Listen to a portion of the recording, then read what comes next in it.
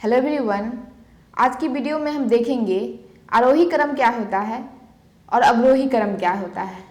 तो पहले हम आरोही क्रम से शुरुआत करते हैं। पहले हम समझते हैं आरोही क्रम क्या होता है। तो आरोही क्रम का अर्थ हुआ बढ़ते क्रम। इसे हम अंग्रेजी में बोलेंगे असेंडिंग ऑर्डर या इंक्रीजिंग ऑर्डर। असेंडिंग ऑर्डर भी बोल सकते हैं और इंक्रीजिंग ऑर्डर भी बोल सकते हैं। तो आरोही क्रम या बढ़ते क्रम का अर्थ है सबसे छोटे से शुरुआत कर सबसे बड़े तक सजाना। इसे हम एक उदाहरण लेकर के समझते हैं। जैसे हम कोई भी रैंडमली अंक ले लेते हैं 8, 3, 4, 6, 2। इन अंकों को हमें आरोही क्रम में सजाना है। तो देखिए इन अंकों को आरोही क्रम में कैसे सजाते हैं। आरोही क्रम में सजाने पर, तो आरोही क्रम का क्या अर्थ है?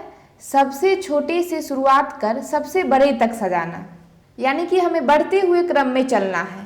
सबसे छोटे से शुरुआत करते हुए बढ़ते हुए चले जाना है। तो इन अंकों में देखिए सबसे छोटा कौन सा है? इसमें 2 जो है वह सबसे छोटा है। पहले हम क्या लिखेंगे? 2 लिखेंगे। अब इससे थोड़ा सा बड़ा देखिए कौन सा है? हमें छोटे से बड़े की ओर चलना है। तो 2 से थोड़ा बड़ा हो जाएगा 3। तो उसके बाद हम लिखेंगे 3। उसके बाद अगला अंक आ जाएगा 4।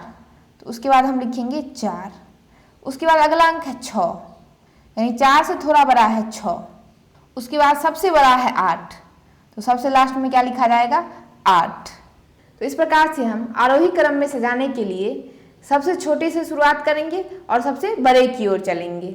यानी हमें बढ़ते हुए क्रम की ओर चलना है। जैसे हम एक और एग्जाम्पल लेते हैं, कोई दूसरा एग्जाम्पल लेकर के देखते हैं।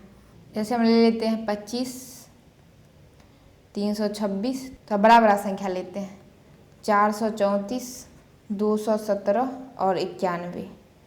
अब हम इन सारे संख्याओं को आरोही क्रम में सजाएंगे। तो आरोही क्रम में कैसे सजाते हैं? छोटे से बड़े की ओर। तो इसमें देखिए सबसे छोटा कौन सा है? सबसे छोटा है 25। तो हम लिखेंगे 25। इसके बाद हमें बढ़ते हुए क्रम में चलना है।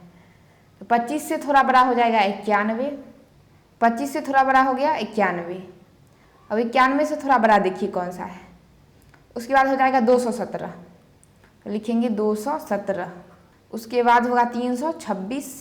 उसके बाद सबसे बड़ा है 434। तो लिख देंगे 434। तो इस प्रकार से हम इन संख्याओं को आरोही क्रम में सजा लिए। तो आप किसी भी संख्या को इस प्रकार से आसानी पूर्वक आरोही क्रम में सजा सकते हैं। तो आरोही क्रम हो गया। अब हम अवरोही क्रम में चलते हैं। अब हम देखेंगे अवरोही क्रम क्या होता है। तो अवरोही क्रम है, तो अवरोही क्रम को हम घटते क्रम भी कहते हैं। इसे हम अंग्रेजी में बोलेंगे डिसेंडिंग ऑर्डर या डिक्रीजिंग ऑर्डर। डिसेंडिंग ऑर्डर भी बोला जाता है और डिक्रीजिंग ऑर्डर भी बोला जाता है। तो अवरोही क्रम या घटते क्रम का अर्थ है सबसे बड़े से शुरुआत कर सबसे छोटे तक सजाना। यानी कि हमें घटते क्रम की ओर चलना है। सबसे बड़े से शुरुआत करेंगे, उसके बाद हमें घटते हुए चलना है। इसे हम एक उदाहरण के द्वारा समझते हैं। जैसे हम कोई भी अंक लिखते हैं 3, 5, 2, 9, 7। इनको अवरोही क्रम में सजाने पर, तो अब हम इन अंकों को अवरोही क्रम में सजाएंगे। तो देखिए अवरोही क्रम में कैसे सजाते हैं। तो पहले हम सबसे बड़े से शुरुआत करेंगे। तो इसमें सबसे बड़ा देखिए कौन सा है? सबसे बड़ा है 9।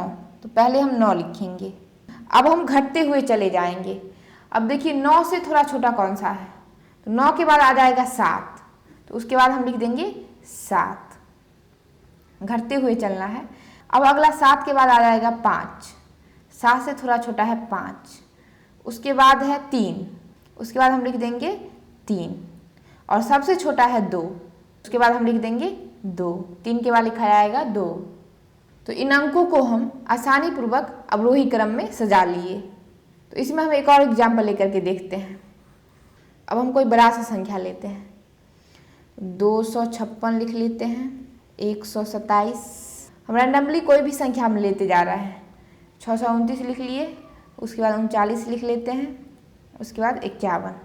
अब हम इन संख्याओं को अवरोही क्रम में सजाएंगे। तो सबसे बड़े से शुरुआत करना है। तो इसमें सबसे बड़ा है 629। तो पहले हम लिखेंगे 629।